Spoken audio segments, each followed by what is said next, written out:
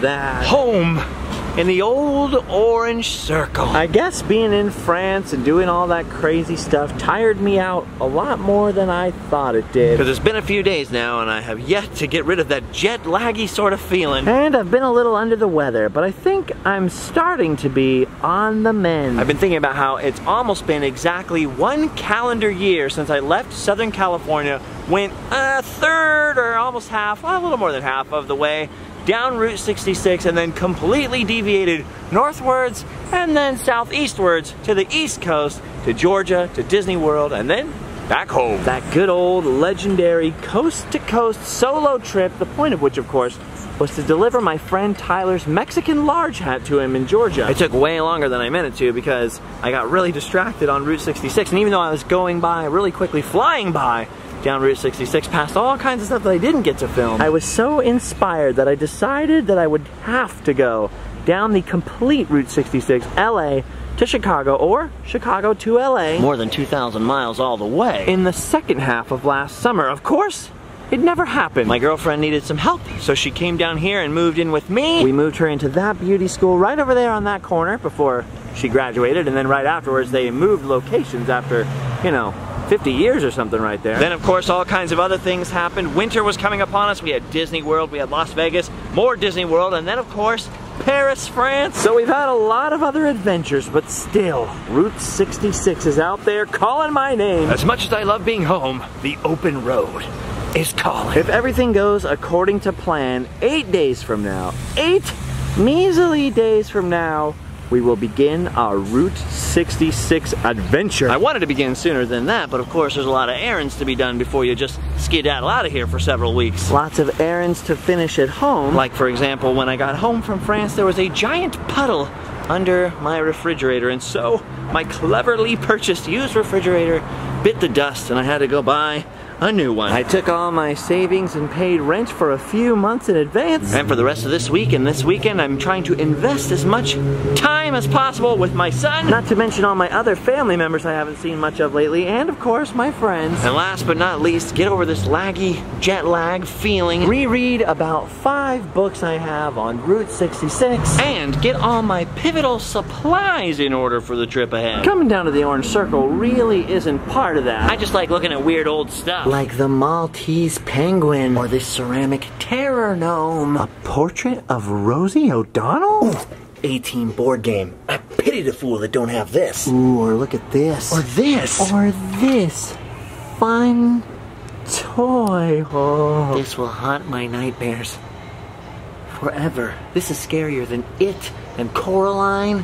And Coraline is saying a lot. It may not be scarier than Coraline. But that is terrifying. I can't stop looking at it. I feel like it's gonna tilt its head down and come after me. Ooh. I think we're okay though. The switch is in the off position. Ooh. Now if there was only a switch to turn off my memories of it. Whoa, creepy mannequin heads. Human remains. Indecent Raggedy Ann. Demonic carousel goat. Ooh. Of course there's lots of normal stuff in here too, like this for example. That right there. There's a little mini blowtorch. And a statue of Jesus that's not creepy at all. Perfect shelf neighbors. Clearly there's a lot going on in here. I was hoping that coming and seeing some weird things might kind of lift my energy levels. I'm pretty sure it's working. That or it's gonna give me nightmares. But you know the cure for nightmares is right there. Oh, that was weird. When I was back over there on the other aisle, I heard someone say, I think that's Justin Scarred. And everybody else was like, who? Who? They don't know who I am. They just keep asking, who? Yeah, that's a dumb joke. Dude, this place is super, super groovy. I got so much stuff to do today, but it is hard to tear myself away from all this. Like where else are you gonna get to look at Blippi?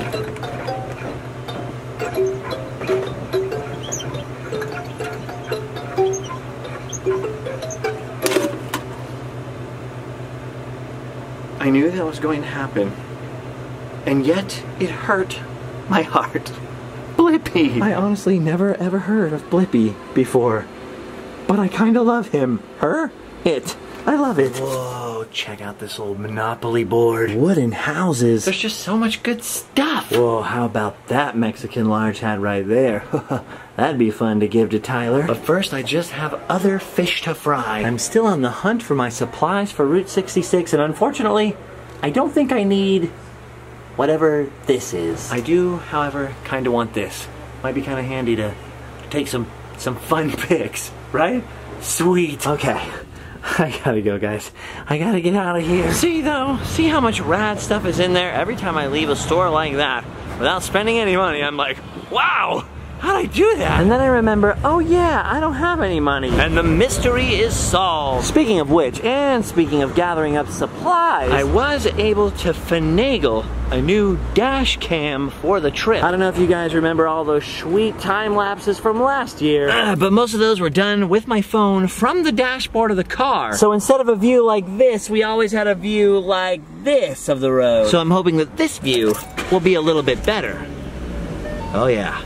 Oh, that's nice. You know what? I think that is gonna work out really well.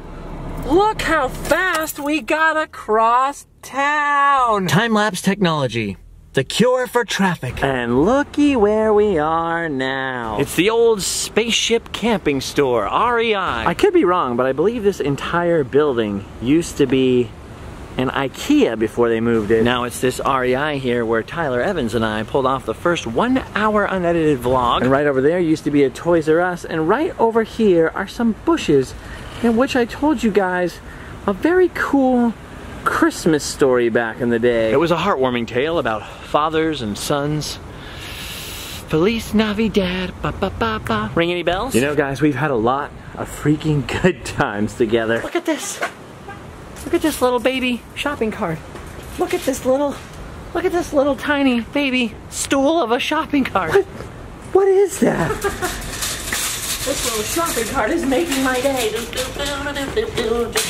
Little shopping. And now, into the REI. Traditionally, I am not the biggest fan of REI. I did a lot of camping growing up in the Boy Scouts. But it was mostly all with old military surplus, a lot of canvas, a lot of green stuff. A lot of itchy sleeping bags. I don't remember ever dressing like a space ninja. But, well, whatever protects you from the bears. Hiking bras. I think I'm in the wrong section. I actually came here looking for a little thing to keep my camera dry if it rains. It's just like a little rain flap that covers DSLR cameras. To my chagrin, they only carry such a thing online. They do, however, have a selfie stick for cameras. Also, giant solar panels to charge your cell phone and Bluetooth speakers, solar powered of course. Because what would a trip to the woods be without Hannah Montana? I do have to say though that this is the place where the selfie stick actually makes the most sense. Like if you climb up a mountain by yourself, you are gonna want a fun pic. Well, I didn't find what I was looking for specifically, but I did find this bug jacket, which I'm pretty sure Allie would love. Not sure if it'll protect you from bees, but it might protect you from mosquitoes. Actually, funny enough, I need one of these baby carts. I actually found something I need. Okay, I've got the bug jacket here. Look at this egg holder. Always wanted to try one of those out. People ask me what I eat when I'm traveling. I usually eat a lot of hard-boiled eggs. But there's also some pretty inexpensive food here, like camping food, that I've always wanted to try. Which is actually gluten-free. And I've been meaning to get one of these frying pans forever. See, the special thing about these frying pans is the handle folds up inside, and these are very non-stick, i.e. easy to clean off in a hotel room sink. Ooh, and that reminds me, always good to pick up these weird spork things, also very non-stick. Very easy to clean. I know it's annoying to some people who have no dietary restrictions, but the reason that I explain so much gluten-free-ness in the videos sometimes is because it is actually very hard for us to just go travel or go do anything really and find anything to eat. So it may annoy some of you, but I know that some of you out there are like, oh, that's how you do it. I couldn't go anywhere long distance for years unless I just didn't eat. It was super difficult to travel without getting violently ill. So sorry for annoying you trolls, but I'm gonna keep explaining it to my other gluten-free friends out there. So there. Okay, since I don't need any neon sleeping bags or any of whatever this is, I think it's time to go. Although I might regret not picking up some expedition sauce. Although I don't think I'll need it, because we'll have plenty of awesome sauce. Okay.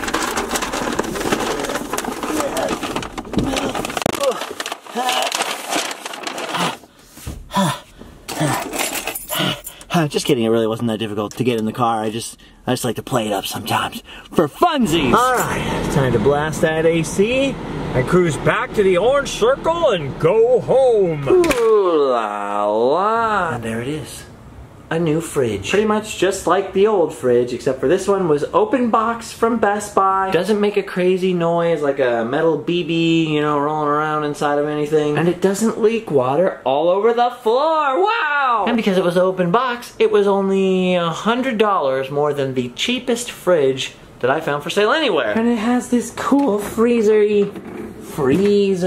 Ooh. Alright gang, for today, I think we've done our duty. And you know what that means, Mika? Do you know what that means, kitty cat? It means it's time to go home and sleep well.